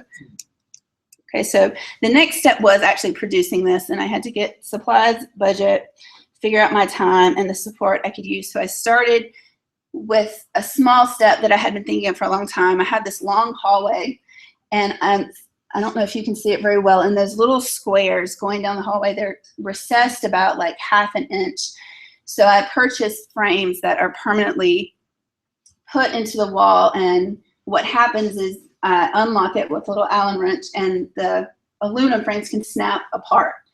It stays mounted to the wall, but the frame part snaps apart, and I can just take out the plexiglass part. Mm-hmm. So I can just quickly interchange artwork and have different exhibitions throughout the year. So I had to do a grant application to our PTA. I sent it to them, they approved it. The application was about 7 pages. It was pretty lengthy. I had to justify why I was doing it, the amount of money I would need, what benefit it would be, is it permanent. I sent it to the PTA, they approved it. They had to get the principal's approval, which took a while. Then the principal gave it back to the PTA, and they came to me and said, we can give you about $1,100. Could you, partially fund it? And I'm lucky that I have an arts booster club, and I have a visual art fund, and so they were very gracious. They ordered it for me. And so totally it was about maybe $1,300 to get the frame put in. The one roadblock with this, I asked 2 people in my school for help installing it, rather than sending a work order, because that would probably take a good many weeks. So they arrived in maybe March, and I knew it probably wouldn't be well into November of the next year, if that I would get a work order answered. So when they arrived and I showed them, it was 15 frames down this hallway, my help decided that was too much to take on. So my help backed off. Wow. And these frames sat in my classroom for a long time, and I just thought, I'm just gonna have to get a drill and do it myself. But personal things happen, and it just sat there. And so the last day of school, the next day we have a work day, the band teacher comes to me with a drill. He's like, I got a drill bit, let's do it. And he installed all of them for me. So that got done pretty quick, and I'm so grateful for it. So the next challenge came as, how do I help students who do not identify themselves as artists, or who are not in art class? And I figured I needed to do something that would culminate into something outside of my classroom and beyond being in an art environment. So I have a student here, and I've realized through all my classes that I need to look at the whole student, and he is creative. He was outspoken. He did not exactly like art. He just wanted to be a part of it, but he kept signing up for my classes. And I realized that participating in art comes in many forms. And this whole project just taught me a big lesson about participation doesn't always mean producing. In art, that's kind of hard for us to understand, but in a public school setting, I have to realize what I'm getting and acknowledge that type of participation. So going back to the concept map, I had to remember to affirm rather than adding. So instead of having to acknowledge every possible diversity group or member of our social culture, I had to go back to the point that we are citizens in a community, and that's how you identify yourself. The other part, interdisciplinary approach, I had to get out of my comfort zone. Instead of doing small works in the classroom, I decided to do the big project that would be displayed outside. I decided to give a theme and a task, but not a final vision. I decided an inquiry-based method would be better, because if I kept trying to get kids to do things the way I saw it, that would just take forever, and I probably could not articulate that enough, and then that, I think, would drive away my students who were not artistically skilled or artistically minded. The other part, the unconventional way, like I said, is I had to give them an experience and invite them to participate any way that they could contribute, whether that be through suggestions, critique, or helping with supplies, helping with loading, unloading, cleaning. So here's the project. Why Fred? So this quote helped me to kind of explain my project to my principal. The focus of viewing will gravitate from the story of the artwork to the actual story of the viewer. So I said, my goal is to point out that the man who our school is named after was chosen because he's done more than one thing. And that's kind of where the concept map comes in, is your identity is not just what you look like or where you come from. You have a whole collection of experience and qualities that make up your identity. And hopefully when kids look at this picture of our namesake and interact with it, they can understand that they are similar to him because they have more than one attribute, more than one quality, and they can offer more than one thing than just their presence. So the roadblocks to getting started, my school is made just like this, concrete blocks, and my principal wanted it done a certain way. She wanted the surface raised and then covered in plaster and smooth, and she wanted it sanded, she wanted it framed off, and I guess she's had experience with doing murals before, but I have not. I contacted a Raleigh mural group that does public art. I contacted them in August before school started, and I got a response mid-September. They put me in contact with an artist who would be interested. She contacted me maybe by mid-November. We traded emails, and the last time I heard from her is when I said, great, come to school. You'll need to do a background check, you'll need to do this, and I'll meet you at the front door. And I never heard from her again. You have to come register at our school and get approved by the county. And then you are able to come in and be a guest speaker. But I didn't hear from her. Time and money, I really struggled with the amount of money that would be used to produce this. My booster club is a saving grace, but it's not replenished. I don't have students who give regularly. The other part is student management and safety. I could not be in the part of the hallway watching student work. Getting volunteers to help is not usually a great option. So I needed something that I could do in my classroom. And then after going to a couple of schools, I saw these banners. And this is in the narthex of the theater area of a nearby school.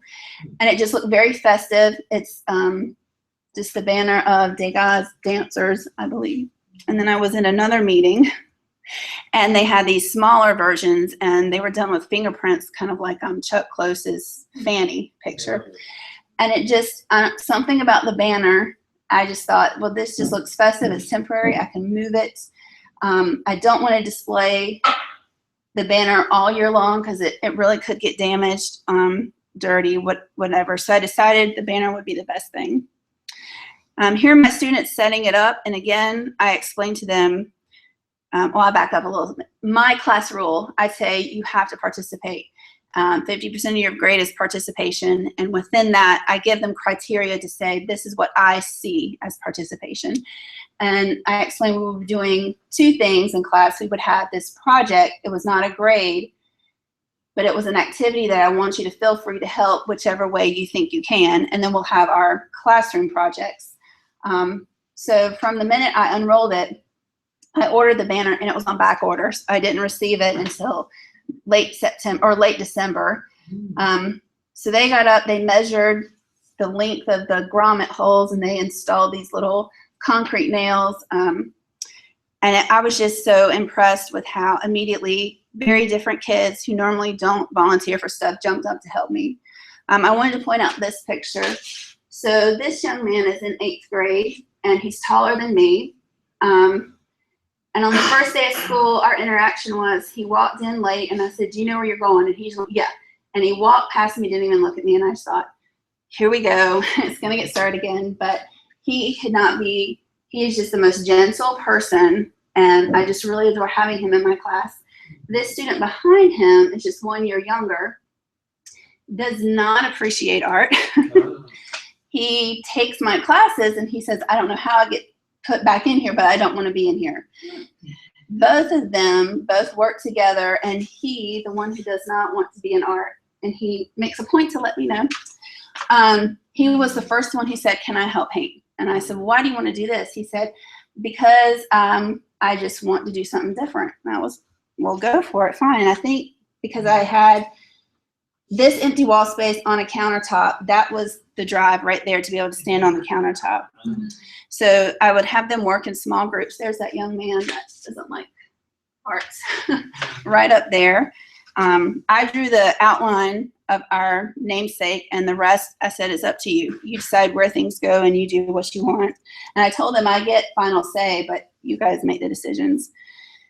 Here's another one. This young man, I said, "You want to help?" And he smiled and said, "Yes." And I said, "Well, get up here and do something." And he just smiled at me and he said, "No." And we went back and forth for a couple of days. And finally I said, "Well, what is it you want to do?" He's like, "I don't want to mess it up." He didn't tell me what he wanted to do. He said, "I don't want to mess it up." And I was like, "Well, just get up there and help with paint color choices, or help with, this student needed help holding the banner still, and this one needed help getting up onto the countertop." But this was just a really good day where so many different kids were just sitting there talking, and I thought I should make them work, but they were just interacting so nicely. Challenges with time, work habits. Again, I had students who wanted to help every single day and others who didn't want to participate. I had some who were very, very quick to work because they just want to participate, and sometimes their work was not as clear, their aesthetics were not as great as we wanted. Then I also had very advanced students who would take an enormous amount of time. And so it was just one of those things to learn how to manage. So here is when it was coming together, and then I started putting the face color together. The kids painted his clothing, but I said I'm going to do his face because it needs to look as realistic as possible. And we have 9 weeks, and we don't have time for every one of us to learn how to do. So they quickly came in and told me his skin color was really bad. So we had to rework his skin color, and we did. The background probably has, I could not tell you how many layers of blue paint, because they would mix different shades from one day to the next. And the kids would come in and like, "Miss Rawls, someone has done it again." And and they would say, "Who was it?" And I was like, "It doesn't matter. In painting, we can fix stuff. It's okay." So, it was just really heartwarming and charming to see so much ownership in this. Then I did a vote for the quote station. This empty space here, I wanted to have something attributing, his bring everything together. I just wanted a quote to do that. So I put up one that I found in my research, and I said, "The pink paper, yes, I like this, please use it. The blue paper, no thanks, find something else." I think that's how we did it. And I was really surprised because I thought kids would come in and just say, "Too long, check it off." Or I was just waiting for it to be, it was too intellectual. But again, the kids just overwhelmed me, and they would stand there and debate the quote. They would break it apart. They would analyze it. Some would wait. I noticed this, the tall one that I pointed out earlier, he waited a whole week. He's like, "I'm waiting to make my decision." And I was really impressed with he just really surprised me. So I had to go do an individual art project at the same time. So I developed one about portraits because, like I said, the concept map earlier influenced me because of Frida Kahlo. And I did not think we could do a realistic portrait painting unit to work out the way I wanted. So I came up with one where kids would look in a mirror, and as they're looking in the mirror, they had to trace their contour image. And I said, you can do it as a group, you can do it together, but you need to have someone help you. And I said, this is like doing a selfie, but capturing it on a mirror. And so a lot of them, this was a really good day also. Everyone just had a good time. Some would squint, and it was just a constant struggle to capture it because your depth perception is off. But they were using the dry erase markers. So it was kind of like, it was okay to make a mistake because all you did was erase it. So here's an up close. I don't know if you can tell. So that's the mirror image, and they draw it. Then you transfer it by placing tissue paper over it. Trace every single outline again. And over to the side, these two guys really just didn't have anything to do with each other until they started this. And they're positioning their head so they can have a group shot, so they can have side by side. Mm-hmm. Then they take the tissue paper and glue it onto white construction paper. And after they did that step and let it dry, I did a group lesson where we talked about skin tone. And again, I said, we're all in the same building and we all look different. We all have differences. But the one cool thing is all our skin tones come from 4 colors, but just in different recipes, different quantities. And of course, I don't believe you. Let's see. So they all started mixing colors. And I said, put it on your arm. That's what they tell us when you match makeup. You have to match it to your arm because that's the closest thing to your skin color. And so this is what they would do. Paint all up their arms, goes all the way up to here. And then, I had the same color as you. I didn't know so that turned into a nice conversation also. Here are some final examples. So again, it was just neat, the foreshortening that happened because of the way they were looking at the mirror. And a lot of kids have their eyes squinted because that's how they can flatten the image. They have to squint, but it came out kind of neat. We have this student who was incredibly proud and protective of this painting. And then I have another one who he said, it doesn't look good. I was like, yes, it does. I said, it has so much expression. And he said, but you're just saying that because you're the art teacher. And I was like, I am highly trained in trying to get expression. And so yours is very good. So here's another one. It's very sweet, I think. So for the background for the mural, I wanted my other classes I teach, Carolina Crafts, during this quarter. And so for the background imagery and the project to bring into how they are contributing, I did a project about Minnie Evans and outsider art. And I found a really interesting article that said outsider art can be used to approach topics about social culture that are kind of delicate and hard to bring about. And so one thing our mural will talk about is that when Mr. Carnage was living in Raleigh and practicing law, it was during times of segregation. And that affects our area big time because a lot of people who still live in this area lived during the time of segregation, and that affects perceptions about our school. So outsider art can be used to talk about how people who are called outsider artists are kind of on the outside of the art world. And it was just a good way to get kids to understand that being a self-taught artist is also considered a contribution. Just like in a magnet school, you don't have to be gifted in something. You can teach yourself and learn. So here is one example. And they take their symmetrical designs and they would put it in the background of the mural. And you'll see around the edges, that's where some of the designs come in. So the presenting part, just to recap, we did a student gallery so students can do their individual identity. We can celebrate our individual abilities, but then the banner project was to illustrate how a person in our community crafted his identity, and to show how students can offer more than one talent or more than one contribution. You don't always have to be art related, and to help kids understand that just being in a community is contributing something, and finding out how you can fit in is your responsibility. Then the next part is the future interaction with the banner. we're having an event we do once a year to raise funds for our booster club, and it's called the Art Spectacular, and it just so happens to be this is our 50th anniversary, and we're having a big event, and so having this portrait of Fred Carnage just really brings everything together. So this qualitative research by Prediman and all, he concluded by saying students will remain engaged and committed to more projects and each other long after the program ends. And I asked kids, I said, are you willing to stand up and be acknowledged? And they said, well, of course. And I said, well, will you be there to help people understand what the project's about? And they said, of course. And this study, this qualitative research also shows that as long as kids are having an experience, that experience alone is worth doing a huge project. It doesn't have to be just you get credit for being the artist, but being recognized for being a part of it is the contribution itself. So to connect this whole project, I have some ideas for professional development.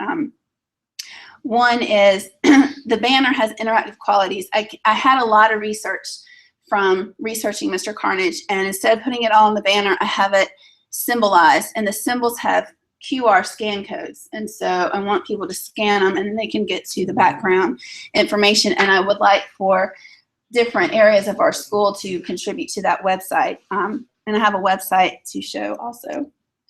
And that's it. If you want to see it,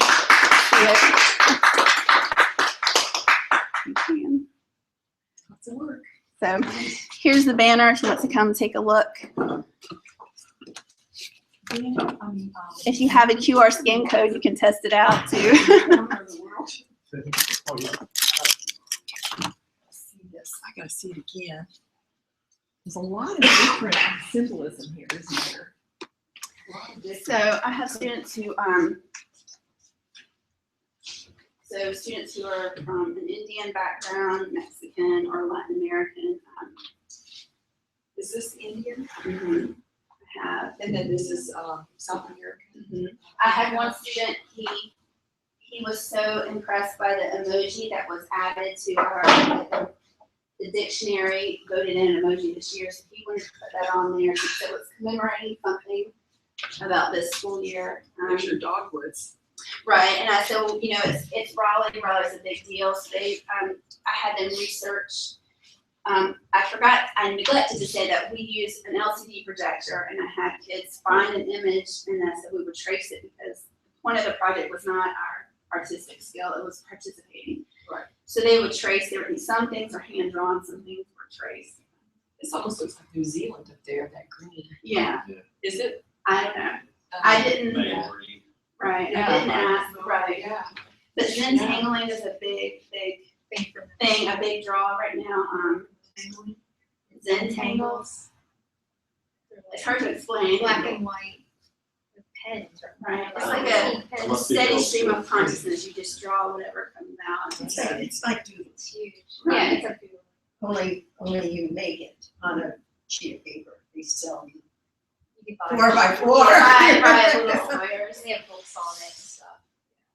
So, and I told, as we were doing this, I would tell them bits of information that I found, and I said, well, what symbol could this represent? And so the kids who participated in making it know about the information. So for instance, when Mr. Carnage moved to Raleigh, he established his law office in 1947, maybe. He helped about 1,000 people of color register to vote. But then they were told that their registration would not count. I don't remember the exact things, but he took it to court. And so by appealing that, their registrations were reinstated. Yeah. So that was just the start of things he did. He started a YMCA on Bloodworth Street, but it's been moved, but it's still in the works. His wife worked at Shaw University, and she traveled extensively at different schools, and she set up a daycare, which is still in operation, which I did not know. And when I said this, the kids are like, I know, I walk by that every day. And I was like, well, Mr. Carnage, helped develop it. So there's a lot of things that kids who have lived in that area did not connect to him. And this quote I found in a writing when he died. And I just thought it That's the one they chose. captured. That's the one they voted on. So it's the noble deeds of a citizen cannot be appreciated fully until all the lives he has touched or influenced have exhausted their potential. I thought it was really good for a school to realize that. Absolutely. You know, he fought hard for his community. It didn't necessarily just benefit him. And this is what we could do as a school community as well. What's this little symbol? This is a Wake County emblem, Okay.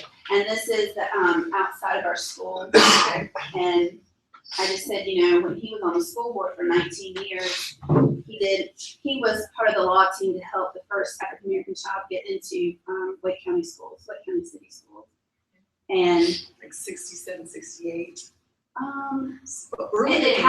it might have been earlier. I think Yeah, 72. 50 something. Yeah, it was pretty early. I can't remember his name, but there's a book that I found where he is referenced as being part of the law team, and I put that in on our website.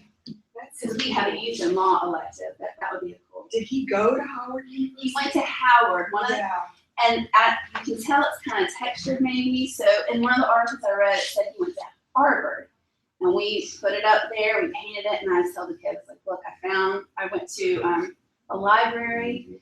There's a special collections library that I found on the internet. I didn't even know the library existed, and I went, and they have a vertical file, which is, and it's box 57, and it's a box with file folders in it. And this lady named Elizabeth Reed Murray was collecting articles from the African American community, and to pay tribute to people who have been ignored during this time period. And she died before she could write her book, but she donated all her research, and in it was a file on Mr. Carnage. So that whole story was to tell you, I found out he went to Howard University, and I came back and I was like, look, you know, when your teachers tell you about primary sources, and Yeah. they're like, how could you do that? I was like, Well, that was just. I trusted. Somebody just like remembered it as It was in a Harvard. newspaper article. I was in a The News and newspaper. Observer. And I was like, I trusted the source. It was the News and Yeah. Observer. Yeah, but it was a typo. I mean, they read Howard, but they remembered I'm sure Harvard. they transferred it. Yeah, because Howard is much more obscure Yeah. than Harvard. You know what I mean? Well, it's a preeminent black college. I do know that, but I know it's also a little bit more obscure to the average population than Harvard. Yeah, it's a little more obscure.